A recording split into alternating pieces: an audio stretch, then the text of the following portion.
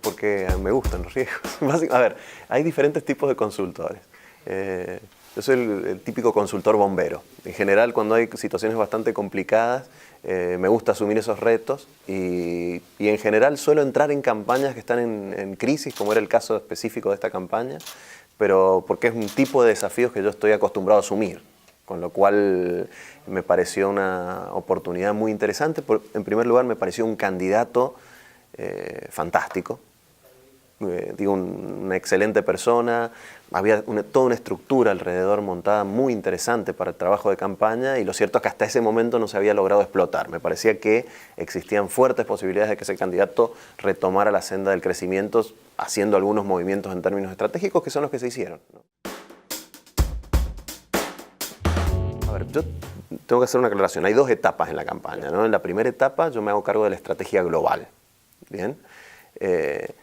Hasta 2 semanas después de la primera vuelta, ¿no? En segunda vuelta yo tenía unos compromisos laborales en México y ingresa otro grupo de consultores también, Jordi Segarra y su equipo, que comienzan a trabajar también la estrategia y yo me dedico a la supervisión de la estrategia y a la estrategia de campaña de los 2 candidatos a vicepresidentes. Bien, entonces te divido esta cuestión en esas 2 etapas, ¿no?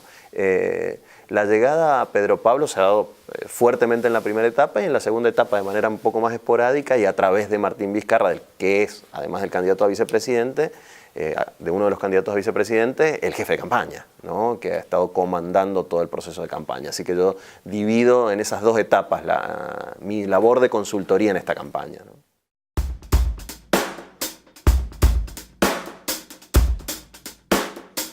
Son muy pocos los políticos que tengan raza política y que tengan experiencia, etcétera, que sean absolutamente dóciles. Yo temo de los candidatos dóciles. Pedro Pablo no es uno de ellos. Tampoco es de esos candidatos que no escucha.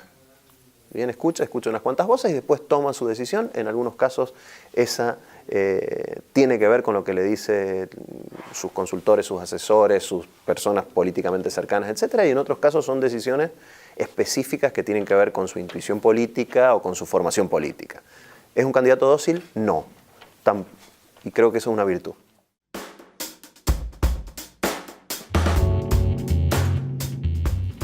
Has nombrado varios elementos. Uno, el debate en Lima. Creo que eso fue muy importante, marcó un punto de quiebre, hasta anímico dentro del propio equipo de campaña.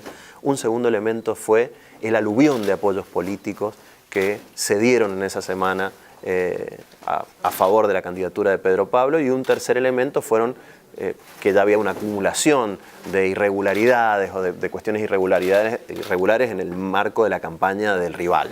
Lo cierto es que la entrega del audio de Klimper, asumida por el propio Klimper, mostró algunas facetas de la campaña de Keiko Fujimori que supongo yo que el fujimorismo no debe haber querido de ninguna manera que se supieran, y puso de realce otra cuestión. Habrás visto las últimas imágenes de Keiko Fujimori sola. ¿Bien? Pedro Pablo tenía una muy potente plancha. Yo creo que un elemento central de la campaña ha sido el rol que han tenido los 2 vicepresidentes, ¿no? Tanto Martín Vizcarra como Mercedes Arauz, que intentaron ser atacados en diferentes momentos, terminaron siendo vitales